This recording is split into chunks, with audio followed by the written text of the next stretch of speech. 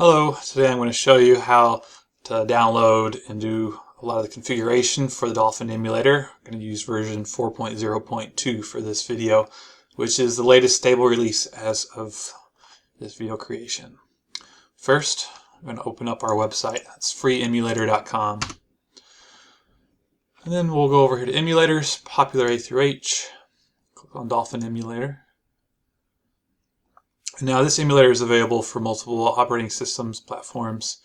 Android is not so great. It runs really slow unless you have a new device that runs a little bit better. But they're working on compatibility with it, getting it better. Linux, Unix, and Mac, also, they all work pretty well. Windows is the best in terms of compatibility and speed. The Dolphin devs recommend using Windows 7 64-bit, which is what I use for all my videos. So right here you can download two different versions. This is the 32-bit version or the 64-bit version. If you have a 64-bit version of your operating system, which I highly recommend, then click here.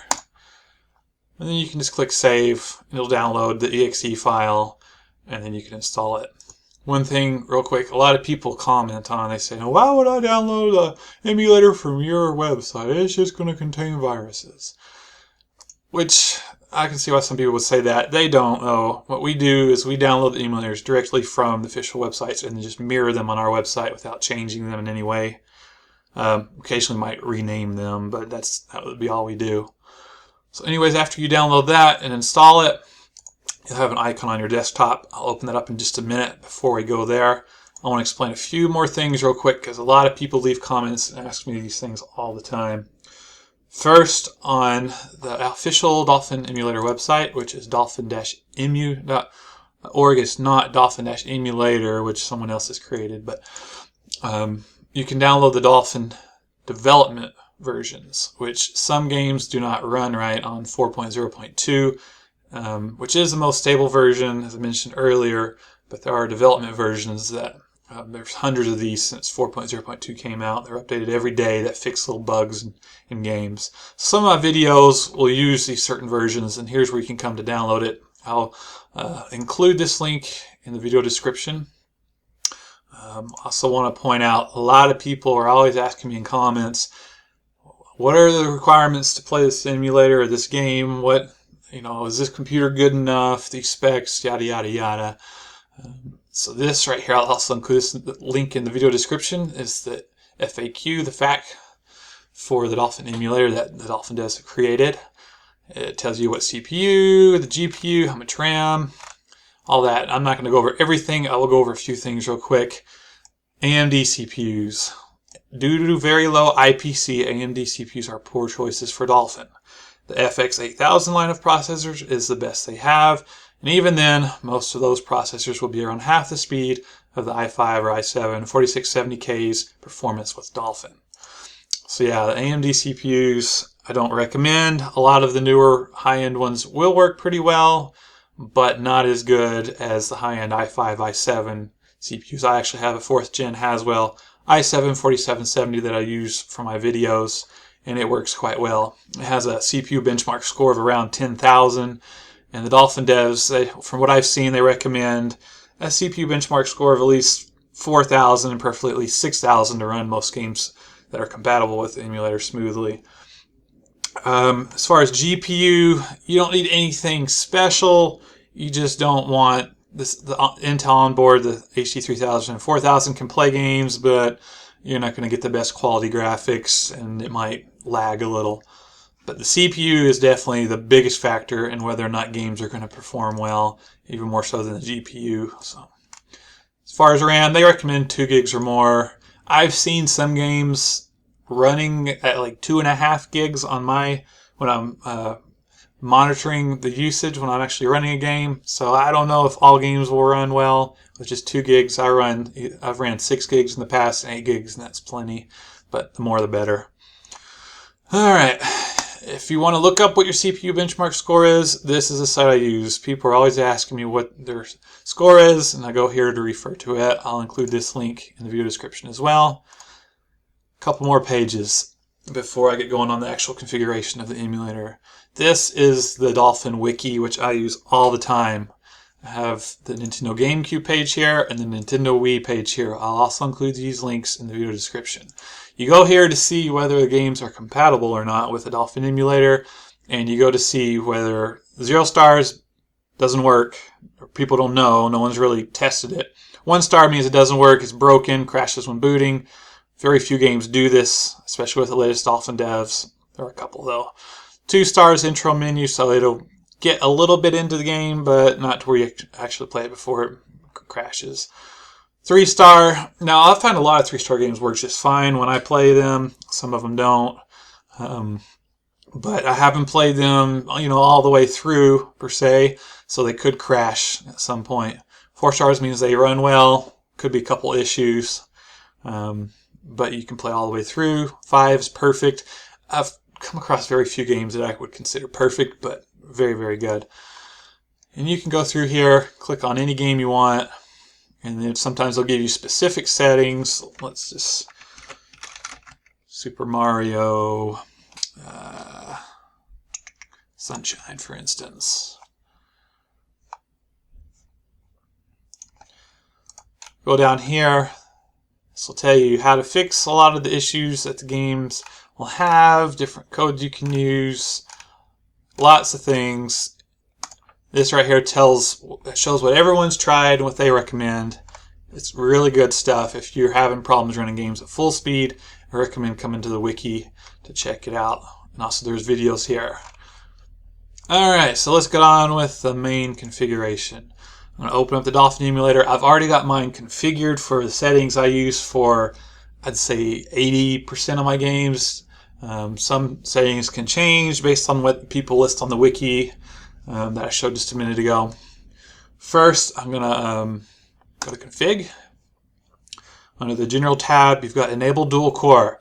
That is a big speed up, probably the biggest speed up in the emulator. You'll almost always want to have this enabled. I think there's only been one game out of the hundreds that I've tried that this causes it to crash.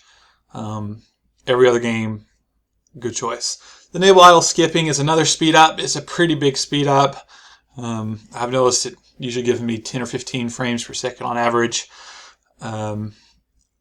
Some games have issues, but I think the Dolphin devs state that 99% of the games work just fine with it, so I would recommend it for sure.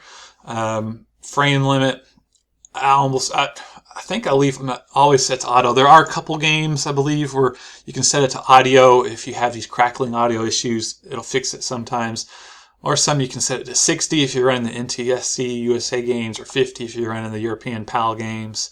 But yeah, I usually just leave it on auto. The limit by FPS, I just don't check that. The CPU emulator engine, the recommended one, that's what you want to go to. The other two are slow. Sometimes they interpret graphics, they display them more accurate, but they're so slow it's not worth it. Let's see. I'm going to go ahead and show, okay, the DSP audio settings. A lot of people will ask about this too. Default is the DSP HLE emulation. That is the audio engine that the Dolphin devs have built. It runs great on most games. There are the occasional game, though, where it'll either be real choppy or inaccurate, be issues with it, little pops and clicks. And when that's the case, you want to try out the DSP LLE recompiler engine. That one requires a better CPU, more processing power in order to play it without being choppy. If you have at least 3 cores on your CPU, you can select this to put it on the audio on a separate thread.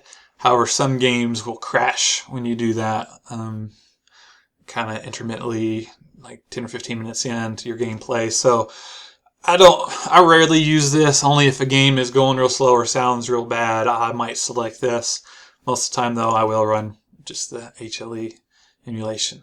Oh yeah, one thing to point out, the LLE recompiler, you can rip that from your own Nintendo Wii and use it instead of the Dolphins, their devs version that they built of it. Alright, let's see what else we've got here. I guess we'll move on to the graphics. This is one of the biggest things that will make your games look good or not. The back end, I almost always go with Direct3D 11. That is only available on Windows machines. If you're running on Linux or Mac, for instance, you're only going to have OpenGL, which OpenGL works fine for most games, just it doesn't have quite the same feature set and effects that Direct3D 11 will have.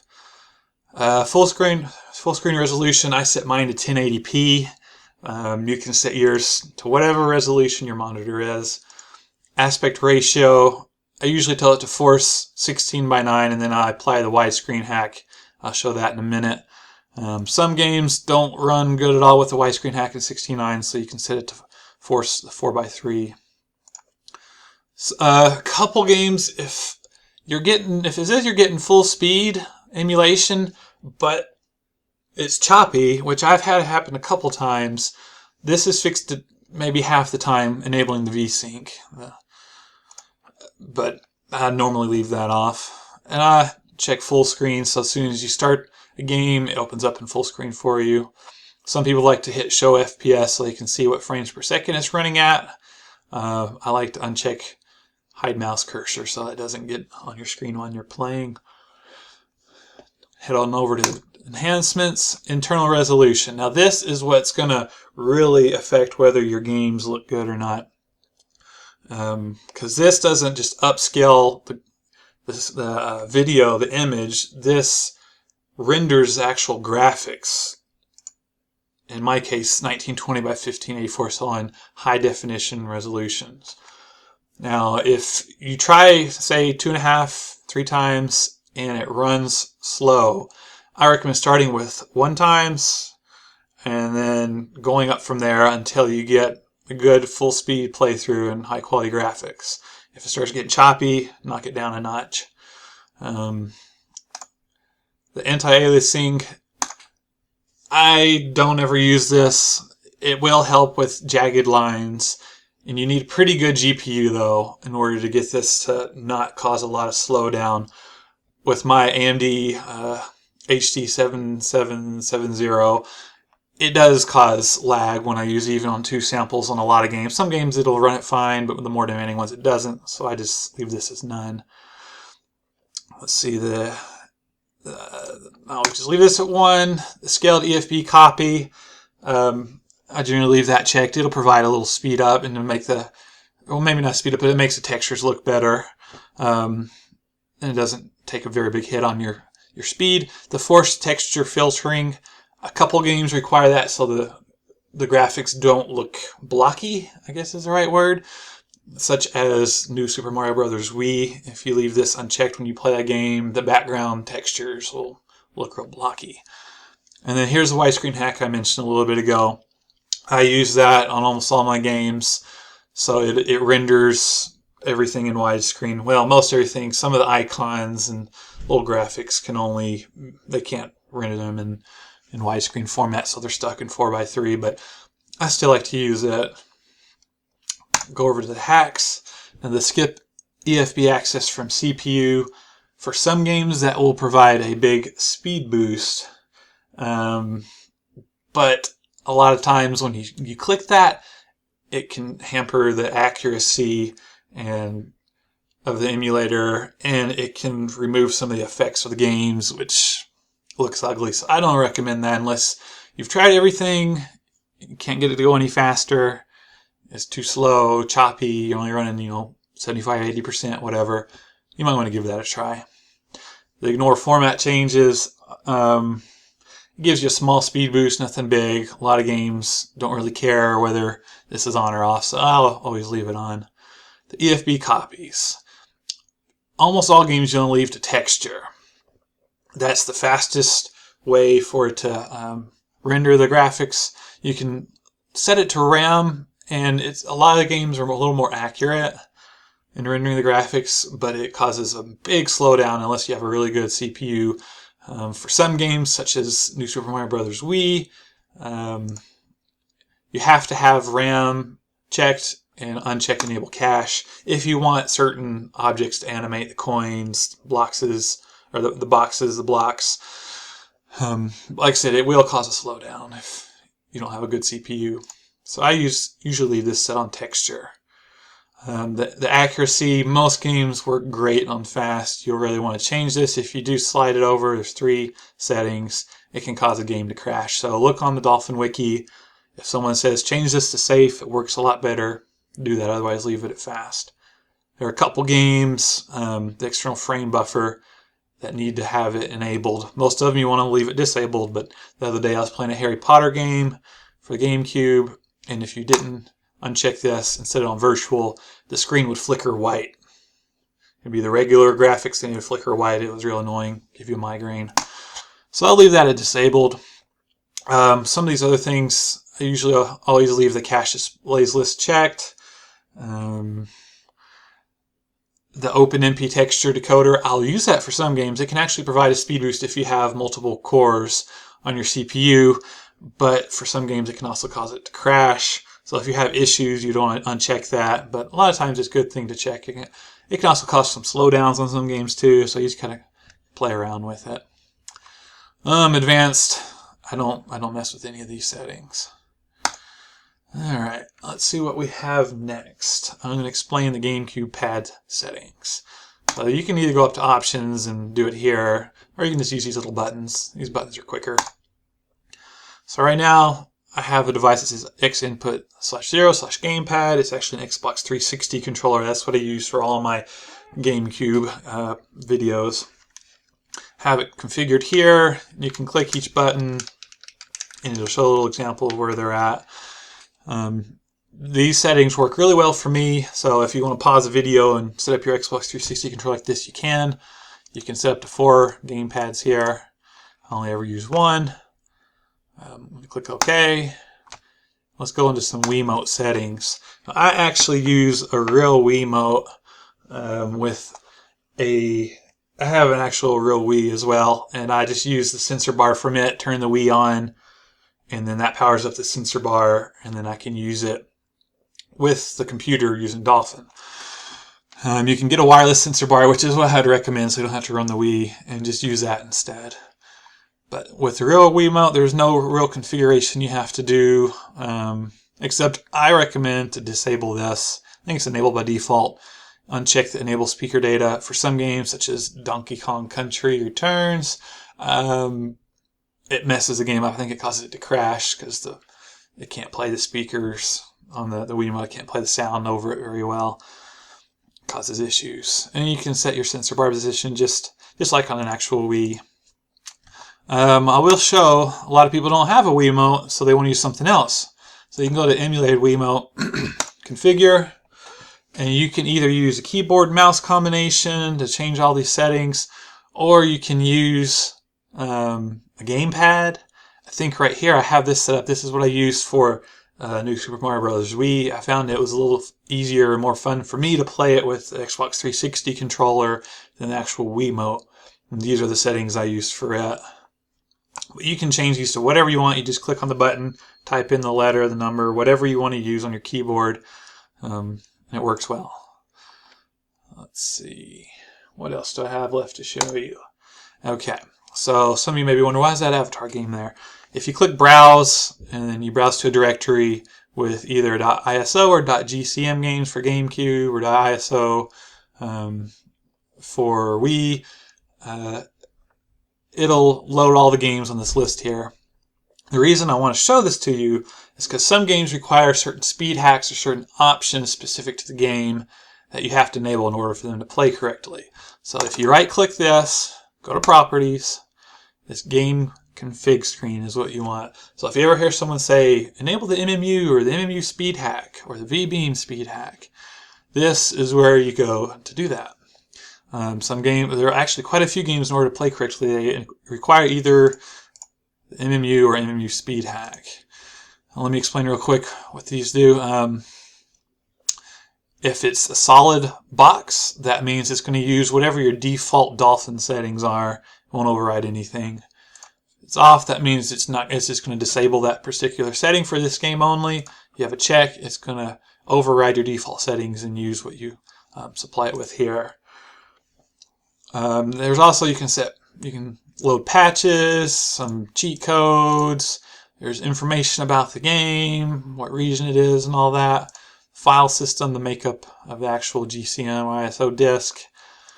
So there's a lot of different things you can apply here. And if you don't want to hit browse and load your game directory here, you can just go to open. And then this is Super Mario Sunshine. I got the GCM here. You can open it and it'll start playing. And that's about it. You should be good to go from there. If you have any questions, please feel free to leave a comment.